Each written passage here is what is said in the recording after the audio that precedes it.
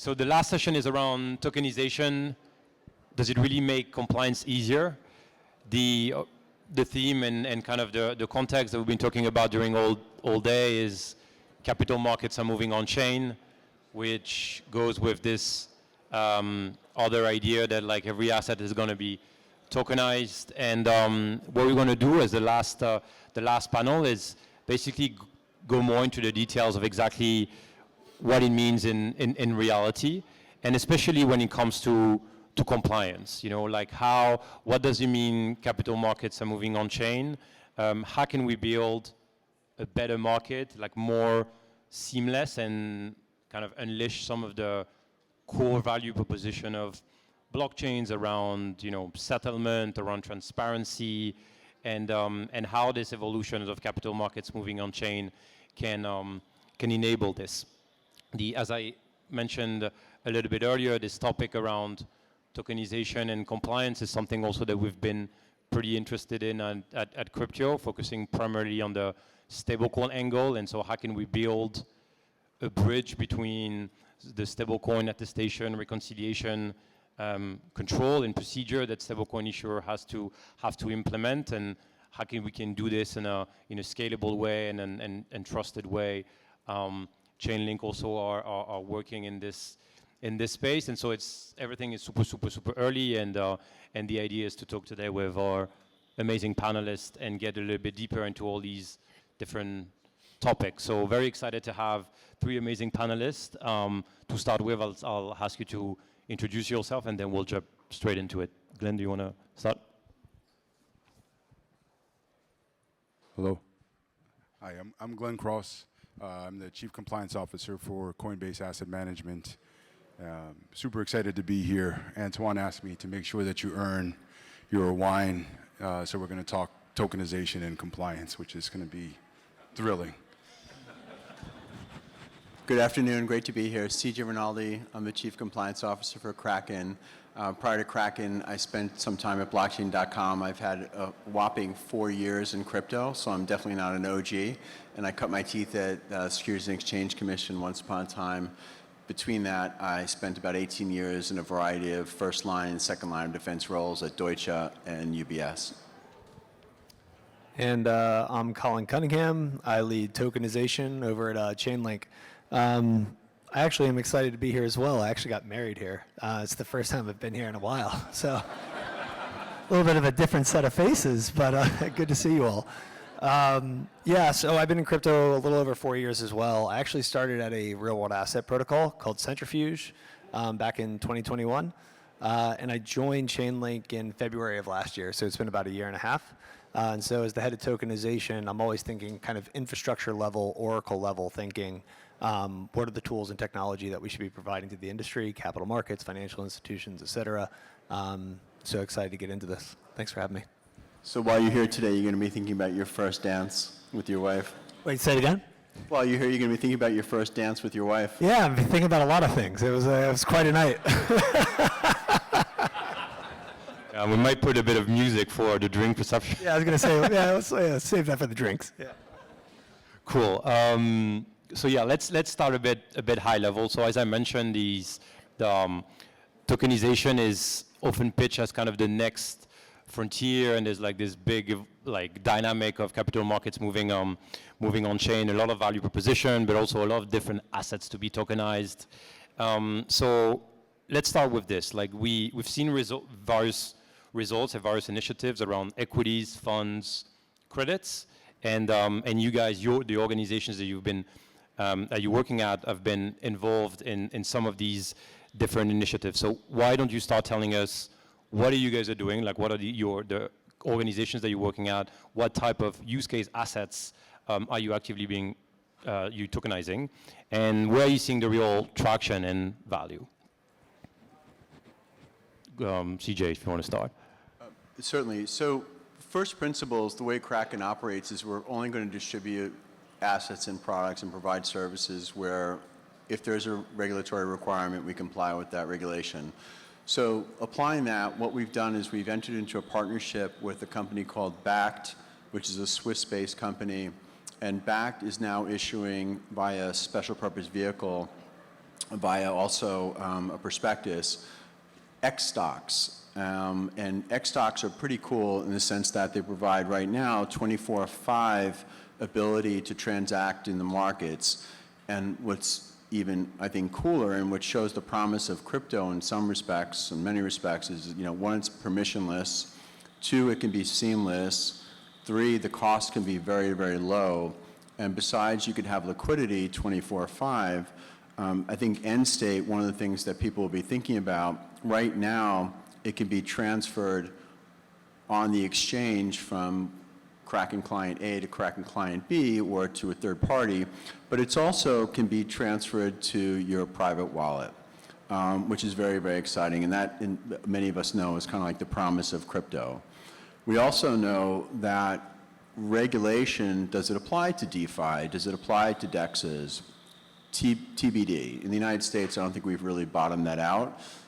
In Europe, I think that they have under MiCAR, and other regimes are trying to figure out. That's a big legal regulatory conundrum, which I think tokenized equities, tokenized securities is something that we'll need to wrestle with. But that's, I think, one of the really neat things, what's happening right now. So Kraken as an exchange, just like Coinbase, would effectively provide the ability on the central limit order book or via other means to transact in these stocks, or what we call those securities.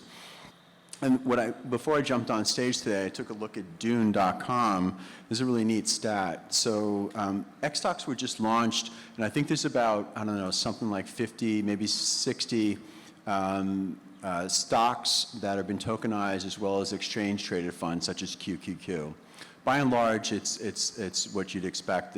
Top stocks. It's tracking the top stocks from a market cap perspective in the United States. And this only launched in July of this year. And this is kind of, to me, this is somewhat staggering. So volume to date on central exchanges is 4.7 billion US, and on DEXs is over 280 million. And what even's more fascinating to me is that unique holders are over 36,000 unique holders. So it shows you that there's market adoption that's happening at pace right now. And obviously, Coinbase and ourselves and all the exchanges want to make sure that we're compliant with regulation, which is why right now we're not offering this product in the United States. It's not available because we're having conversations with the Securities and Exchange Commission. Glenn, how does Coinbase think about value creation in tokenization, and maybe especially on the asset management side where you're working on? Yeah, sure. So for us, tokenization has real potential in fund launch, where you can tokenize funds, and that would be across any version of fund that you would have, a private fund, a 40 Act fund, or a public fund, or funds that you could then offer into retirement accounts now, which with the change in the new law that you can have access to the alternatives and the private funds. So tons of opportunity in the fund space, and where that you really begin to see value is what you're able to do with those funds and how you're able to position them. And so we're really excited about that in asset management. I think that there's an incredible opportunity with partnerships and also in terms of the distribution of our funds. Cool. Where do you see at Chainlink? So we talk about funds, we talk about tokenized assets. At Chainlink, obviously, you're not an issuer, you're like a service provider and offering your product to these different issuers. Where do you see traction currently? Where do you see activity in tokenization? Yeah, so I guess in both of these cases, I'll start with Kraken. So CJ's analogy, or talking about X stocks. So Chainlink's technology is actually behind the offering from X stocks they're issued by Bakkt, right? Yeah. So in that case, so those 50 or 60 equities, what Chainlink's gotten great at over our tenure of the last 7 or 8 years, right, is really using Chainlink's Oracle network to move different data points that are sitting off-chain, on-chain. Obviously, stocks and equities are a great use case for this. So that's kind of the first thing that we always think about when it comes to tokenization, is just like, how are we building a secure portal and a secure transportation layer between all of the data that sits in traditional finance, and how do we make that way, how does it make its way on-chain in a way that can be verified and trusted for people transacting in the markets. A key data point that I would call out is I'm sure some folks saw the overminting of PYUSD stablecoin last week. There's another product that we have at Chainlink called Proof of Reserve, which doesn't allow for the minting of more stablecoins unless you verify that against the custodian or the system of record off-chain. So these types of technologies I think are very important, especially when CJ calls out, I forget what it was, 4.2 billion or in stocks versus 280 million in DeFi, right? Like that's such a wide gap. So I think there's still a lot of work to do, especially in DeFi when we talk about some of the traditional assets that are coming on chain that are being tokenized. But then I think the other thing that we're thinking a lot about at Chainlink is kind of the interoperability and the orchestration. And I'll just separate those two for a second. If you think about exchanges can sit on, especially decentralized exchanges, they'll sit on a lot of different chains. And so if you're holding a position in a certain stock, you might want to use that to the point about utility, right, in a different lending protocol or in a different protocol on a different chain. So Chainlink thinks a lot about cross-chain interoperability, allowing you to use the assets that you hold in the way that you choose. And then the third piece is orchestration.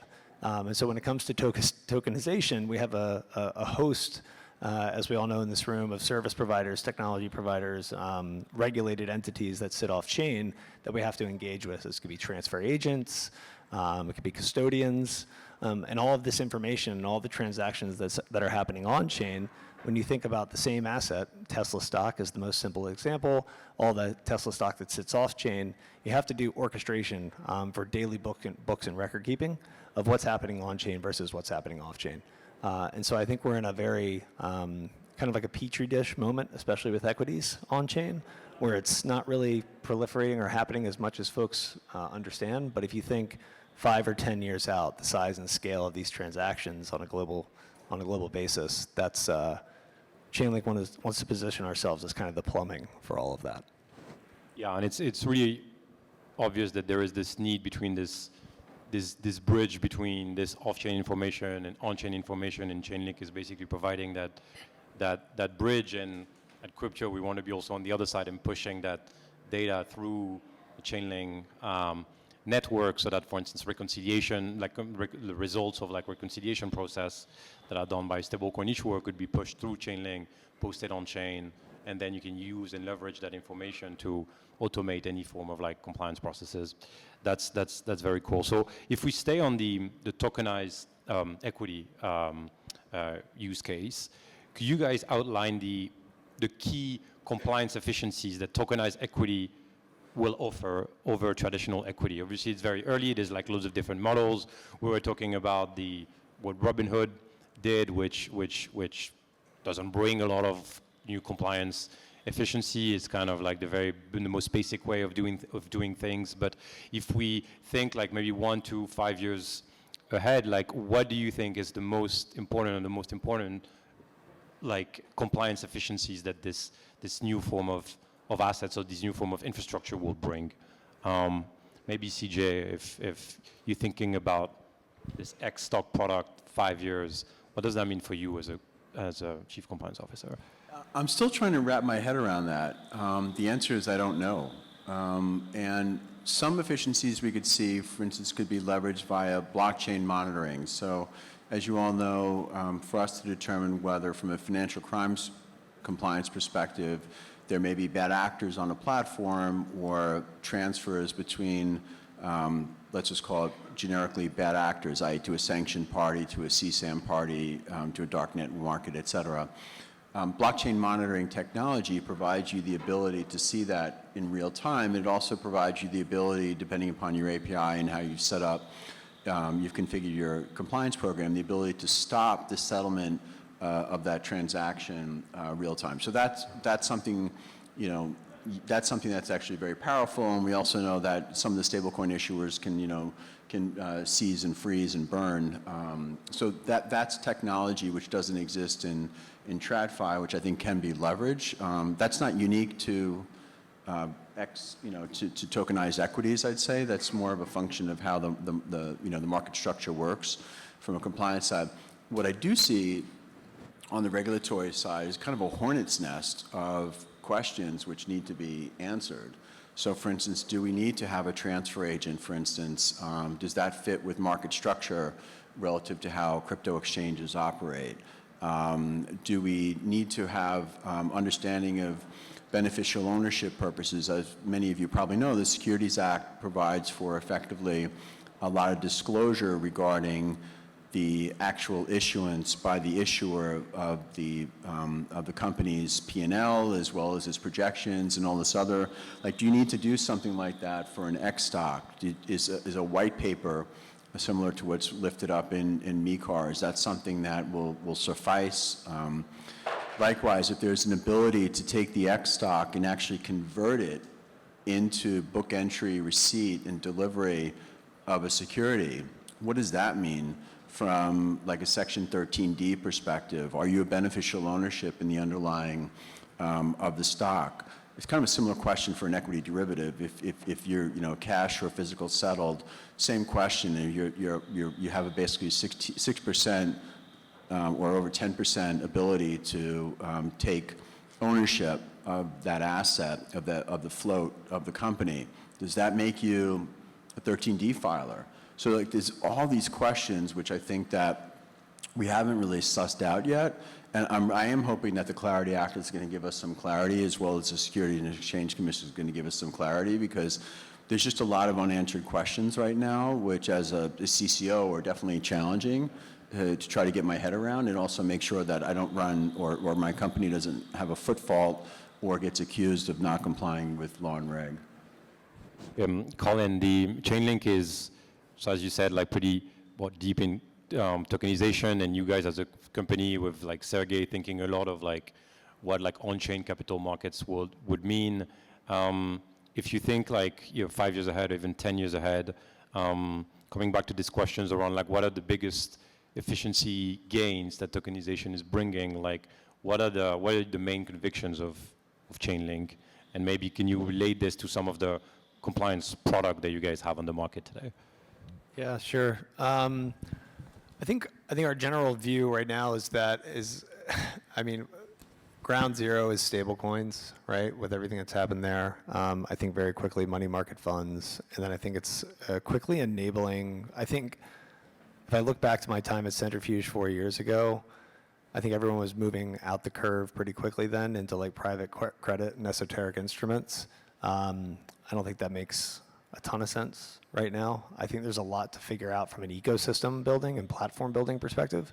So what I mean by that is I'm starting to see a lot more focus right now on the tokenization side, just around like basic like repo lending, right? Just overnight and intraday, just getting that right and perfecting those motions over and over and over again, with a ton of different private blockchains, public blockchains, your Aaves of the world, et cetera, right? Like Aave's Horizon that they're launching.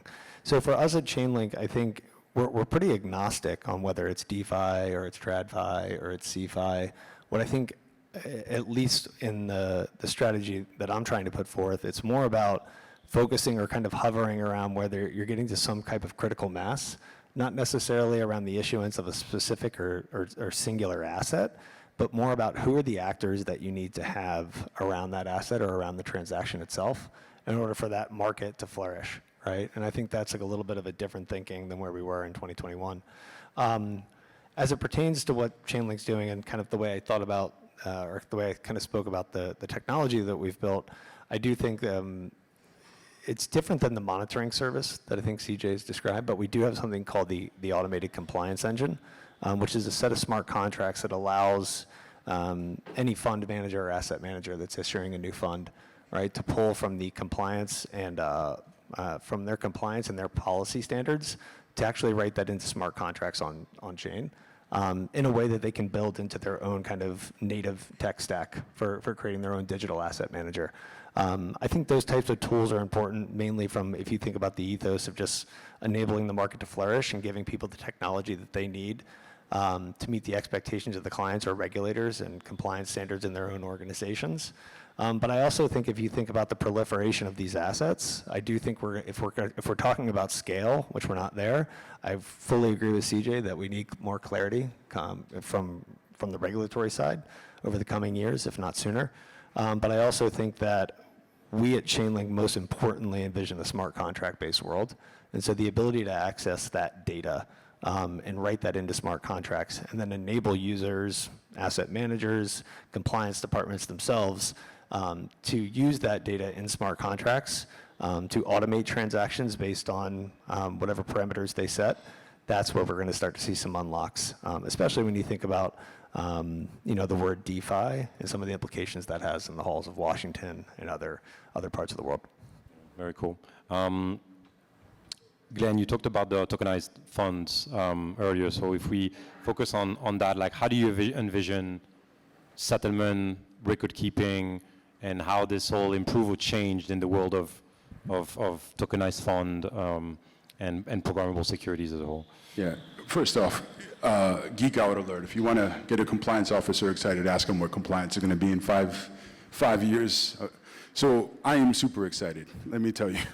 So for us, there are so many different things. You're going to be able to take compliance as a function and collapse it into a feature. And it's going to be embedded into the execution of the actual assets. And that's tremendously exciting for a lot of different reasons.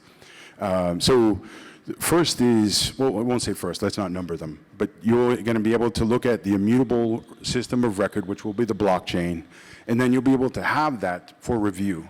So instead of reconciliation happening after the fact, reconciliation is happening in real time.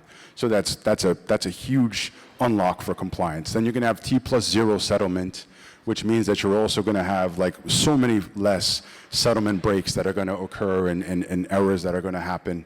You're also going to allow for when you go into being able to look at the system of record, some of the APIs that will be created will allow you to do reporting. As a compliance officer, unbelievably difficult to do all the reporting that has to happen. So imagine from an asset management perspective, your Form PF, your ADV, all of the other quarterly reports that have to be generated are just being pulled right off your blockchain because that is your system of record.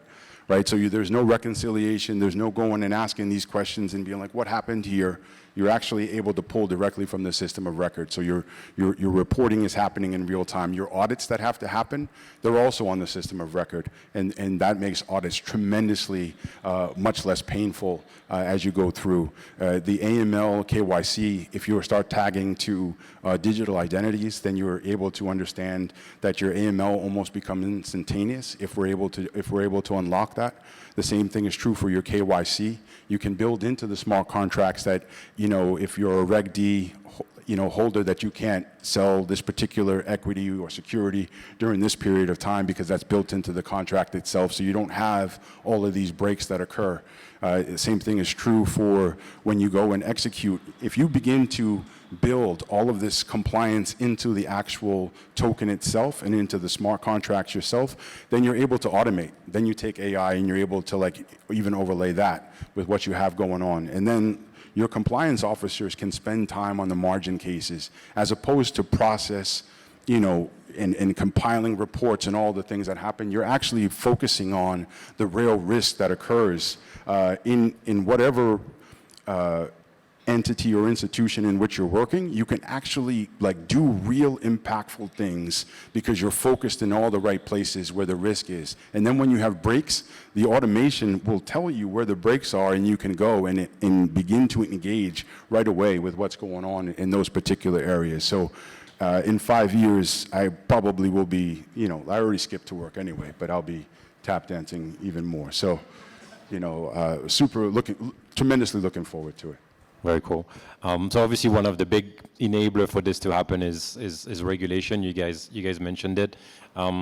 It's interesting because obviously there's different dynamic. Kraken has been very focused on the European market for this X-Stock experiment. Maybe CJ, can you tell us a little bit how does your firm navigate this kind of fragmented regulatory environment with there's a little bit of clarity and a little bit of rules in other parts of the world, especially in Europe, and kind of a different dynamic, at least until recently in the US. How does that impact the Kraken strategy on releasing these products and working on these products in a global fashion? So it massively impacts it. Going back to first principles, we're not going to offer the products and services unless we have some level of regulatory clarity. And that's why we're not offering at least, X stocks right now in the United States. That being said, in Europe, you have the Markets in Financial Instruments Directive, and that's what regulates effectively X stocks because they're treated as securities. They're not treated, they're financial instruments under MiFID II. And so that's the regime that we're relying upon relative to that jurisdiction. Other jurisdictions, maybe are less regulated, rest of world jurisdictions, and we're comfortable offering the products in those jurisdictions. Some of these jurisdictions, you've probably heard the term reverse solicitation. We offer our products, either crypto and or what we describe as like more traditional securities-like products like X stocks in those jurisdictions where there's not regulatory clarity and we're not directly soliciting onshore, nor are we providing the ability for people to, in those countries, to have the ability to transfer in native language or native currency, local currency rather, the assets. So that's one way that we navigate it. And then where we lack regulatory clarity, so what Glenn was saying will be really, to me, like the nirvana will be if we're able to see and determine and program into a smart contract that this contract is only eligible for eligible contract participants or for offshore non-U.S. persons or for qualified institutional buyers, like that's going to be really, really very impactful, and that'll be very, very important. So we'll see how that plays out over time. But what we're doing is, and I think this is no different from what a lot of our competitors do, is we're having conversations, policy discussions in the halls of the policymakers to try to see if we can get regulatory clarity and or to get a no action letter and or to get some sort of regulatory clarity so that we don't find ourselves in trouble. One of the things I always remind the business is that statutes of limitations outlast administrations. And so it's really important that we kind of get it right now and we try to, bottom it out in legislation, in ideally in legislation, so that we don't have, when the next administration comes, we don't have effectively what I would describe as like a circle effect where you just get on a hamster wheel. Glenn, maybe could you elaborate also on that? What are the types of clarity that you need from in the US to be able to kind of execute that wonderful vision that you just told us about?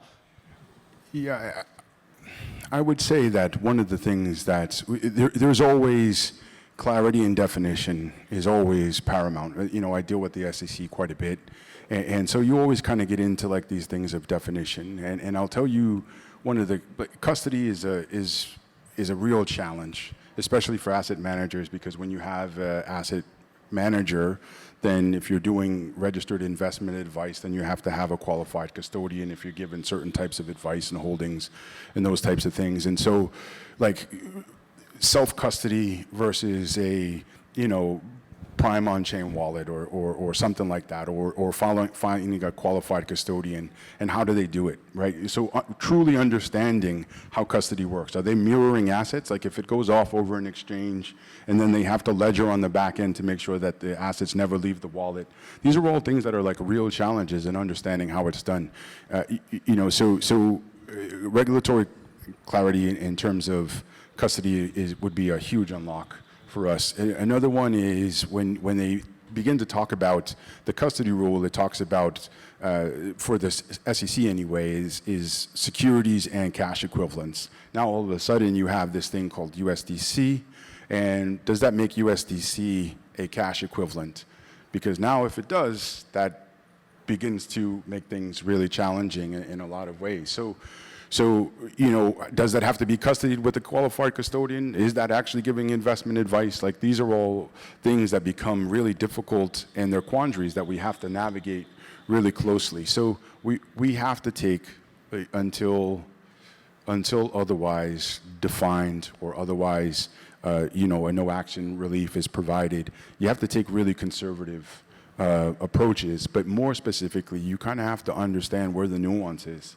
And that nuance is, the gray area is where you're either saying, we believe that we have a defensible position and here's why, and we've looked at it, and we feel like we can define this according to the current rules. Or you're saying, I don't know where we are, and I don't know if we've crossed the line, because it's the spectrum of gray is so broad that it makes it really challenging. And so that is where we need at least to give some form of line on definitions, the clarity that CJ was mentioning, also so critically important, and also who your regulators are. You know, because you know, when you start crossing over between CFTC, NFA, FINRA, SEC, OCC, because now banks are getting involved, or the Fed if it's at a holding company level, now all of a sudden they have different rules, they have different requirements, they have different holding requirements. All those challenges become extremely complex, and then you layer in some of the different requirements across the regulators when it comes to privacy law, which is it is not unified across any of the regulators, and you begin to enter into some of these complexities. It becomes a real quagmire. So understanding who the regulator is, and that needs to be definitively defined. The definition of what the securities are, who the regulators are of those assets, and then you know, just making sure that they've been thoughtful of all the impacts and the second and third effects as well. Question for you, Colin, as the data infrastructure, like tooling company, it's kind of the same question for us. Like, how do you build like a compliance product? How do you build like this critical piece of infrastructure in a world that is very fragmented in terms of rules, and like that is like evolving very quickly with different dynamics? Like, how do you build a product in such an environment?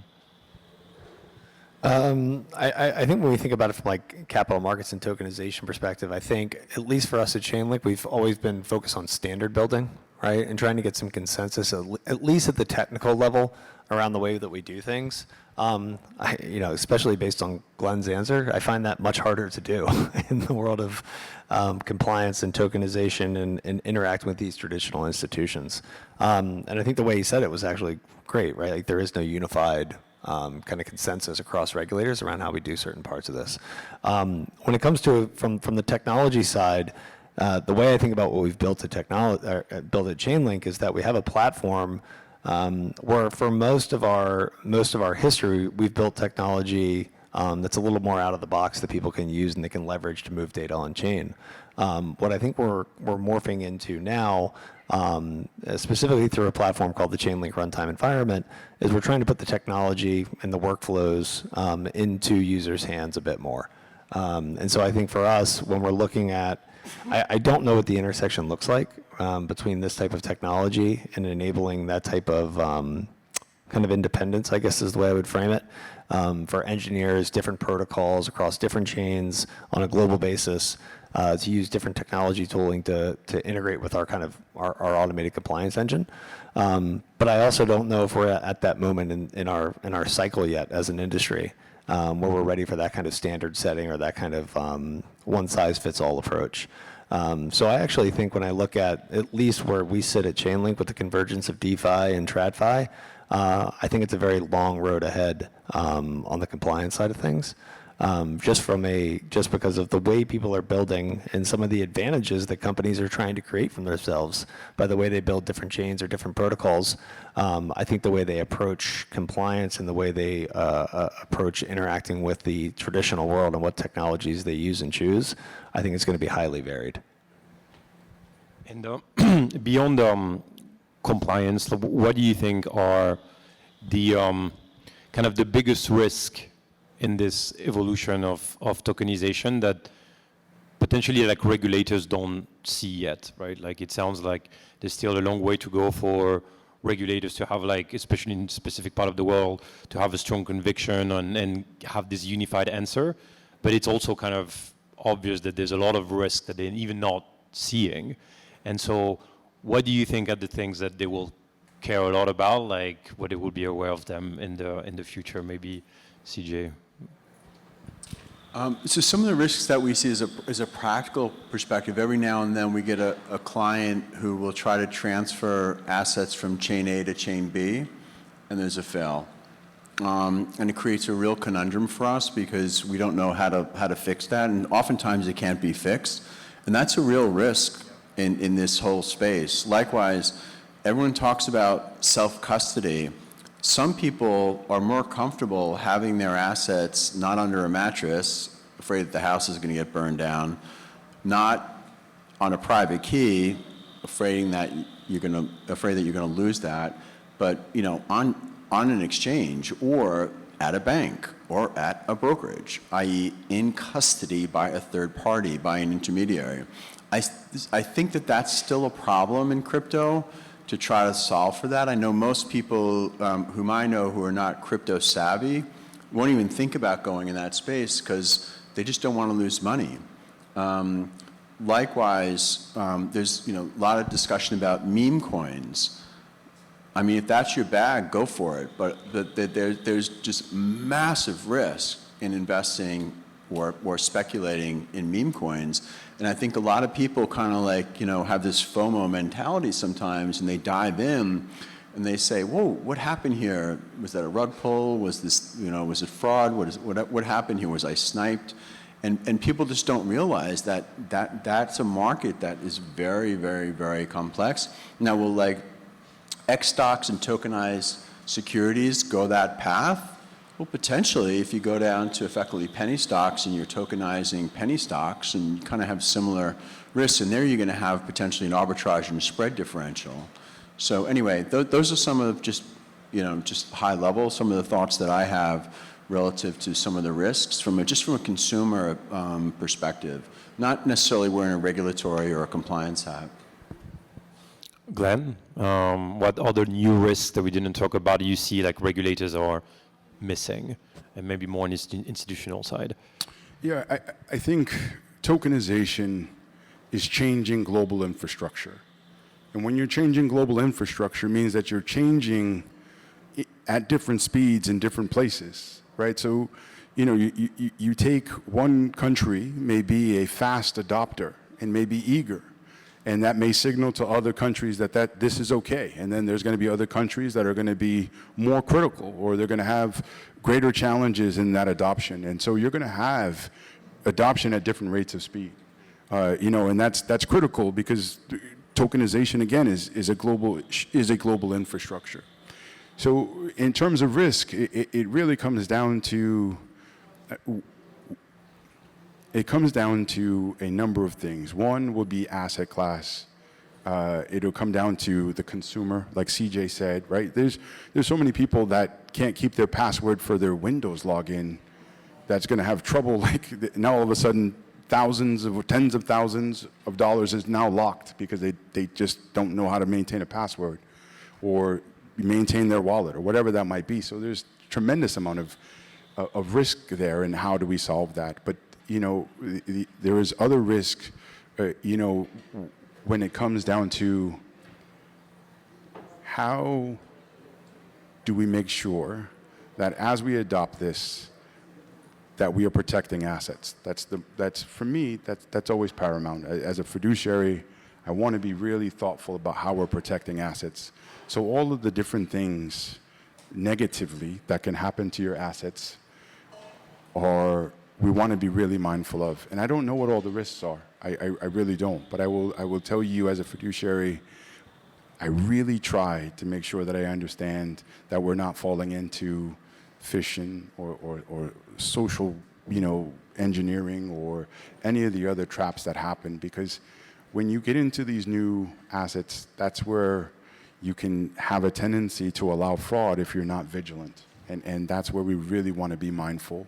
And so you just always want to think to yourself, I want to make sure before we take any action, we need to be vigilant to ensure that we're protecting the assets. And so that's critical to me. I wish I had a better answer for what the risks were, but it really comes down to a mindset for the compliance professional of like, one, we're doing what's absolutely right from a regulatory perspective, but if you have that fiduciary obligation, it should be first and foremost, and everything that you think about is making sure that you're protecting those investor assets at all costs. Even if you're moving just a touch slower, or you're just like, trying to understand or learn more about the product, that's just the mindset that you have, because those risks are going to be in places that we don't know where they are yet, and you really just got to make sure that you're being really vigilant.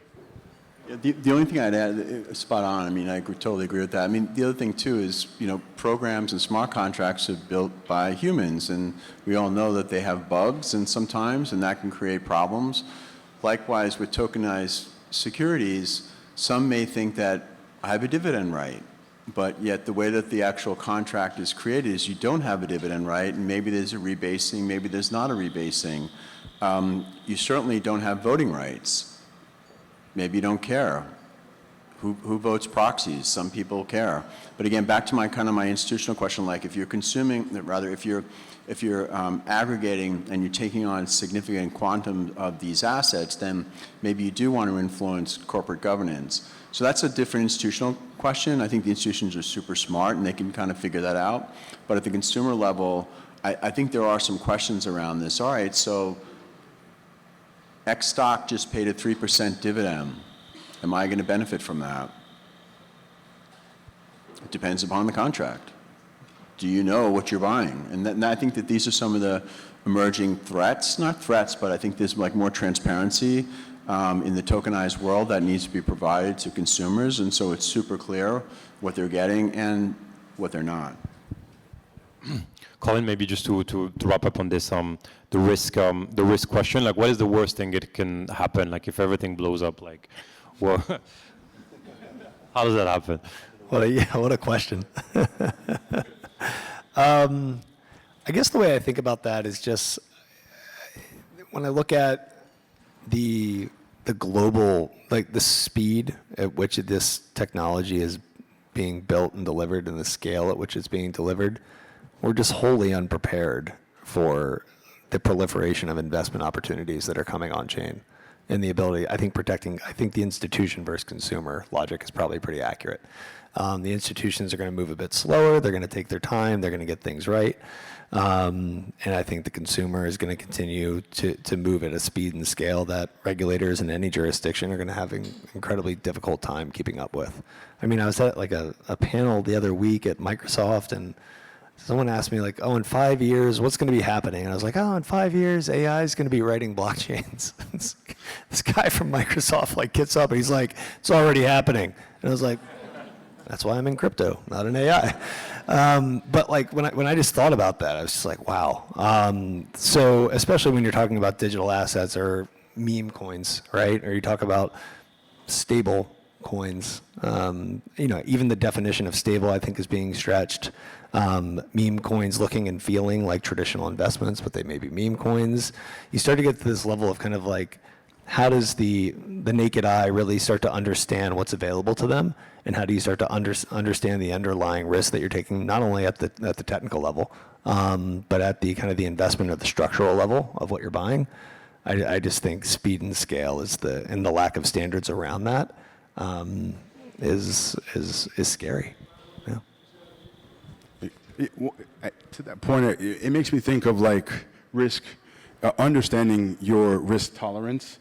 And when you begin to go out further in your risk tolerance and your ability to tolerate risk, and you don't realize that you've gone so far out, I think that's a really interesting concept, right? Institutional has such a really strong, it's baked into everything that they do, which is everything is risk-based. And they understand what their risk tolerance is, how far out the risk curve they want to go. But when you don't understand that, when you don't understand that you're so far down the risk curve because you don't understand what's happening, or it's happening so fast, and you just, like you said, FOMO, whatever it might be, that's a really interesting concept. That now all of a sudden you're like out in the wilderness, and you haven't really been thoughtful about that. It's just because of how fast industry is moving or how fast the technology is moving. Really, really interesting. Sorry. Yeah, no, I think we are. Maybe one last question for you, CJ. Maybe like what makes you, like Kraken has been very early into tokenization, especially with like an X-Stock project. What gets you the most excited about what Kraken is doing in the tokenization space in the next few years? Is it like issuing Kraken stock on chain when you're doing your IPO, or no? Or is it like, what is it? No MPI. No material non-public information, right? So I definitely won't comment on that. But one of the cool things, among the many cool things we're doing is that we're seeing this real convergence, and I think this is what you were alluding to earlier.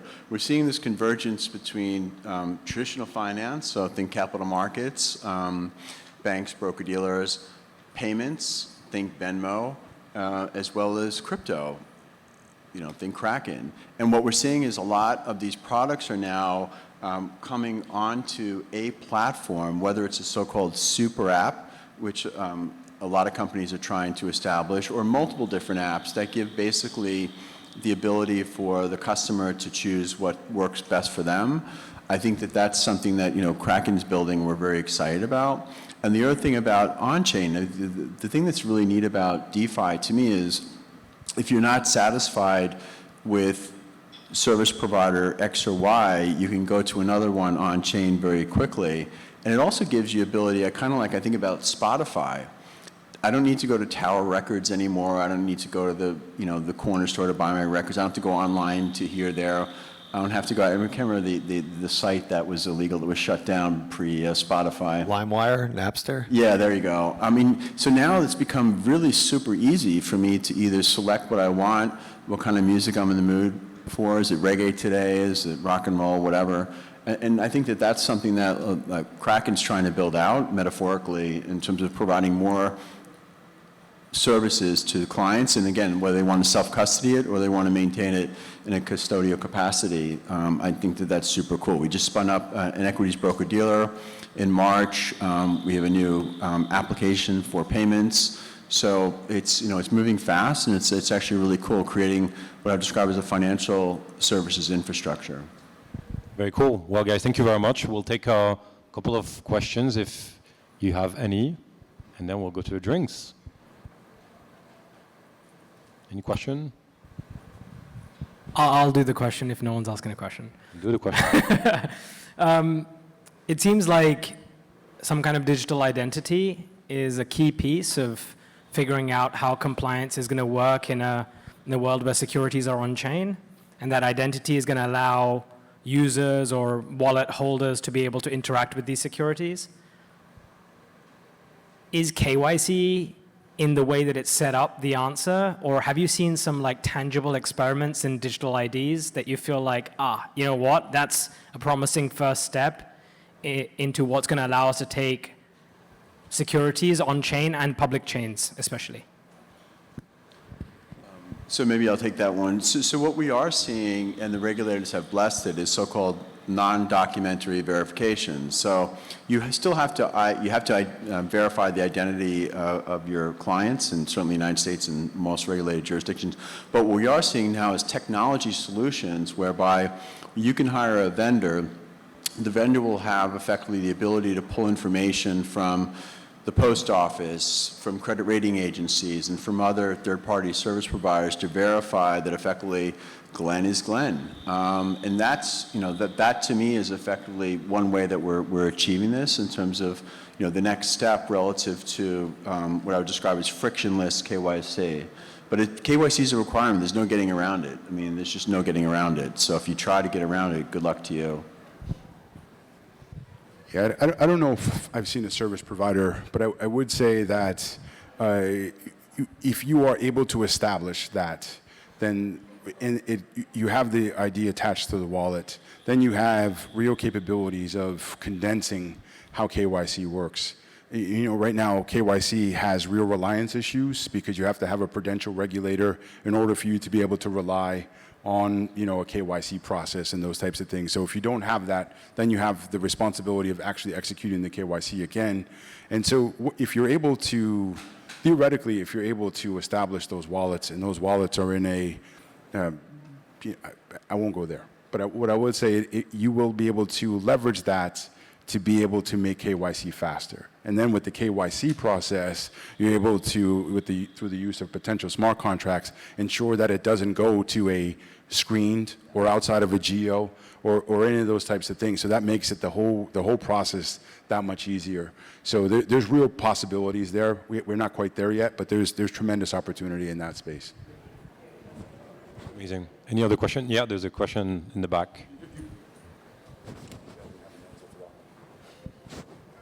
Hi, thanks. having worked in TradFi and capital markets for more than 20 years, and also very familiar with digital assets and blockchain DLT, and understanding like in seeing how valuable it can be for the disintermediation of the traditional finance intermediaries, especially for post-trade clearing and settling. To what extent, and I know in terms of the last mile problem, if you will, getting the traditional financial assets on chain, to what extent do you think like cooperative organizations or SROs like DTCC or FINRA, for example, where there's a consortium of major players in the industry that are all invested in it, and if they all agree to it, and there's this, well, that'll create the critical mass. Sorry. So is like the DTCC or FINRA, there's like key, players or agents for getting that last mile?